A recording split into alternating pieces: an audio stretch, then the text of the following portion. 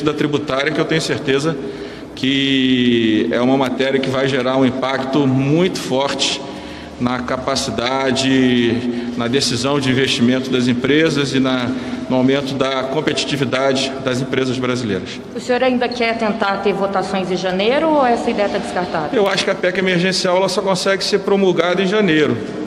Eu acho que essa é uma questão que deveria interessar o governo também, avançar na emergencial e tê-la aprovada antes da aprovação do orçamento. Eu acho que o orçamento ele precisa da PEC emergencial e quem está olhando o Brasil para 2, 3, 4 anos na frente também precisa da emergencial, como também precisa da reforma tributária. Presidente, tem alguma data para ser votada a reforma tributária e o que falta para colocar o projeto? Não, hoje o líder Ricardo Barros mandou uma mensagem, nós estamos esperando a chegada do relator a Brasília, que deve ser agora no início da tarde, para que a gente possa tentar construir terminar de redigir o texto, que os pontos do texto já estão todos ajustados com o governo tem contribuído nessa matéria, apresentou o projeto de lei da unificação do PIS e COFINS, está discutindo com os estados e municípios, principalmente com os estados, a questão do texto do fundo, que a gente vai fazer junto com o governo federal. Espero que entre hoje e amanhã o líder Aguinaldo e o líder Ricardo Barros possam avançar no texto, apresentar para os líderes, para que a gente possa ter aí alguns dias para discutir a matéria e votá-la no plenário da Câmara. No seu grupo de apoio, o MDB, DEM, Republicanos, já há divergência sobre quem deveria tentar se candidatar à presidência da Câmara. Como conseguir conciliar esses interesses e quais são os critérios para o candidato que o senhor vai apoiar? É sempre assim, todos querem ser candidatos, né?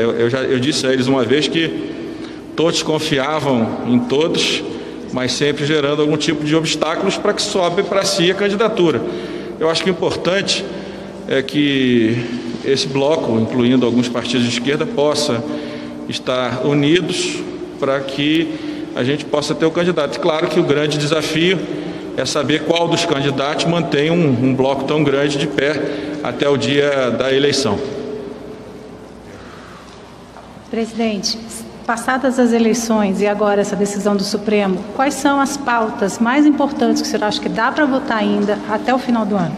O que ainda é importante e está previsto?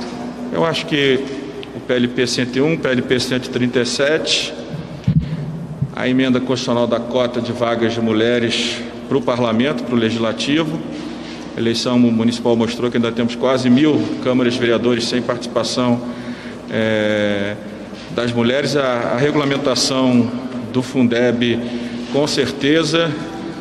A reforma tributária, sempre fui um otimista, vou continuar sendo um otimista, e talvez algumas matérias a lei cambial, que também a gente quer votar rápido, já que esse texto já está pronto há muito tempo, e vamos ver se a gente consegue discutir com os líderes e com o governo mais alguma outra matéria que se tenha a mesma urgência dessas já colocadas.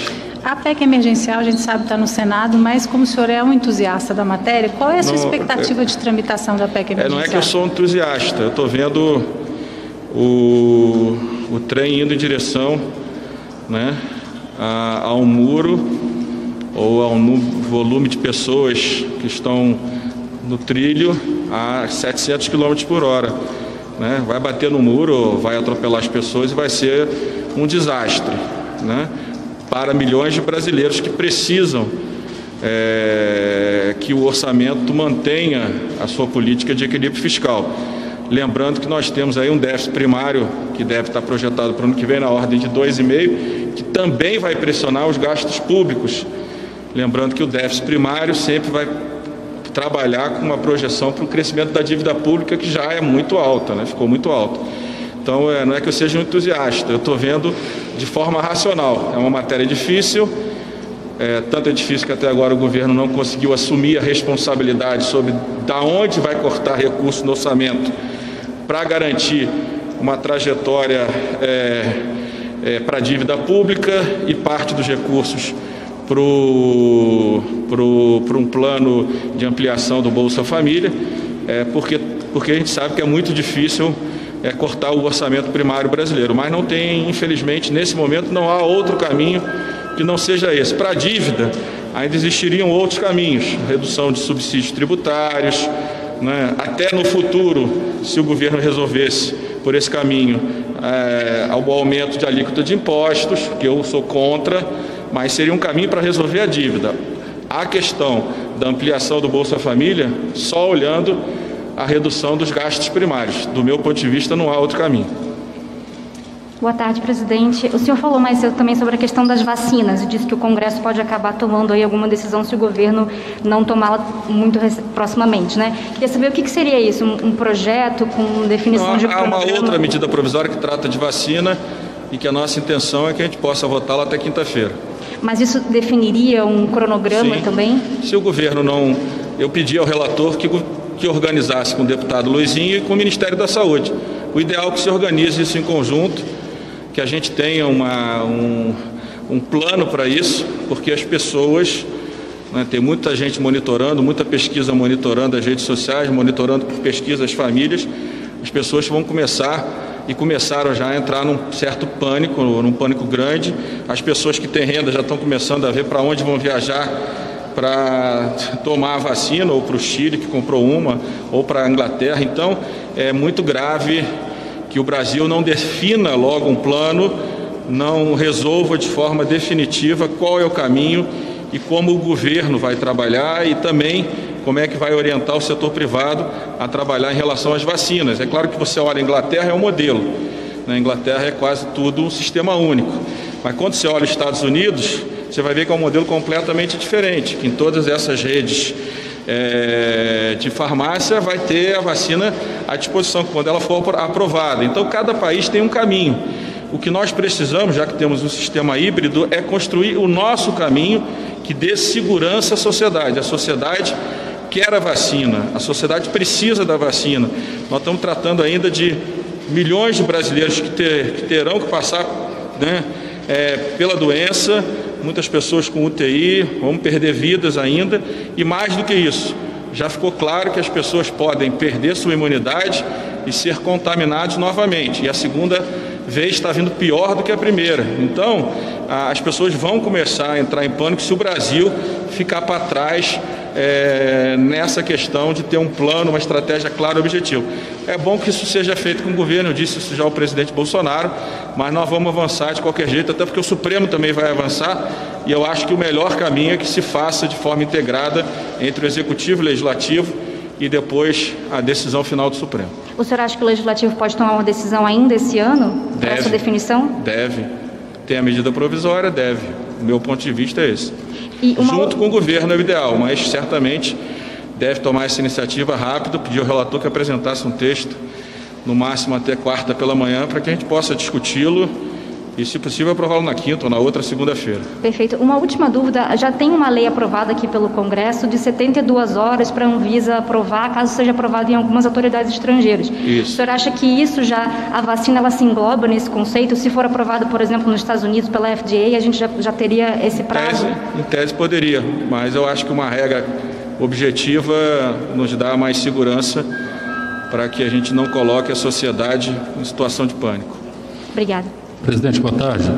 Voltando a falar sobre sucessão na Câmara, pela manhã o senhor falou no nome de Aguinaldo Ribeiro, mesmo partido de Arthur Lira. Falei 4 nomes. Oi? Falei 4, 5 nomes, né? Incluindo Aguinaldo Ribeiro, mesmo partido de Arthur Lira, em tese, um candidato alinhado ao Palácio do Planalto. O senhor acha que Aguinaldo Ribeiro, mesmo sendo de um mesmo grupo, ele pode representar mais essa independência do parlamento que o senhor defende? Acho que todos os 512 deputados são elegíveis. Qualquer um pode ser alternativa desse campo nosso, que, como eu disse pela manhã, é o campo que vai defender e que vai trabalhar o movimento da Câmara Livre, né? É importante que a Câmara dos Deputados mantenha a sua independência, não apenas em relação ao Executivo, mas também em relação ao Poder Judiciário. Eu acho que esse é o grande mote do nosso movimento, é criar uma candidatura que mantenha a independência da Casa e que mantenha esse movimento de enfrentamento, às vezes, muitas vezes, até 3 meses atrás com o Executivo, algumas vezes com o Judiciário, mas mais com o Executivo, que garanta a nossa independência e a importância que toda a sociedade esteja representada no plenário da Câmara.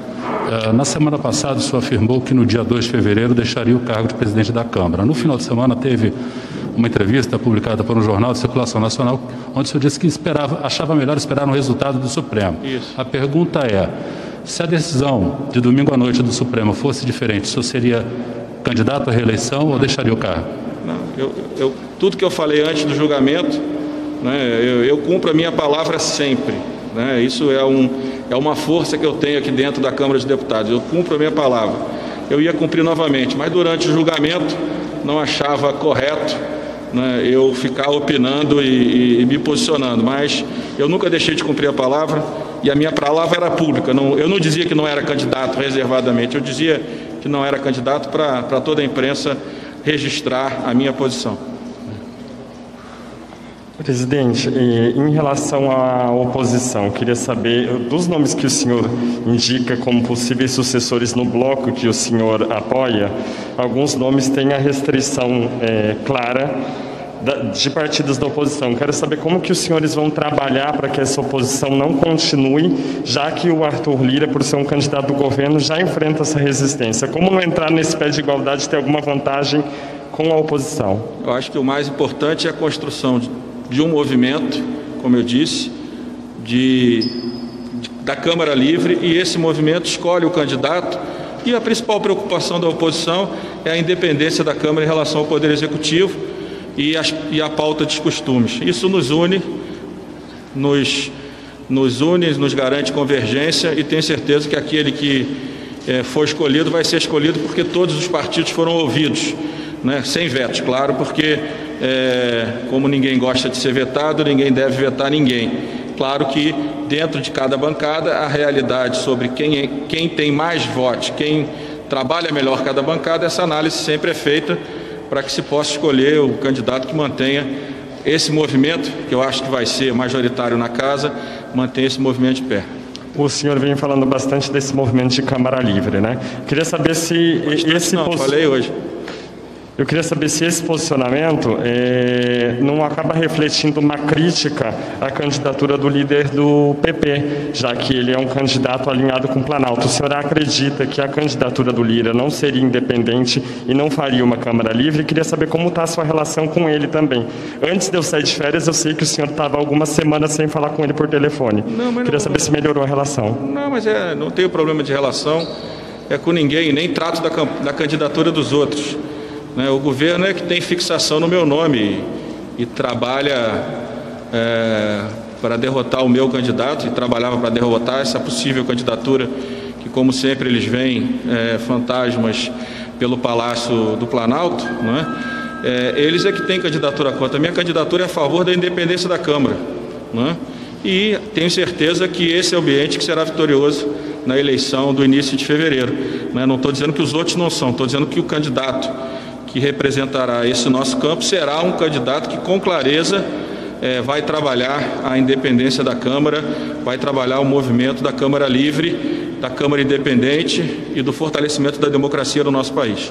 Presidente, só pegando um pouco de carona na pergunta do Marcelo, o senhor acha que o Planalto vai, mesmo com a saída do senhor impossibilitado de concorrer à reeleição, o Planalto vai trabalhar contra o nome do candidato do senhor?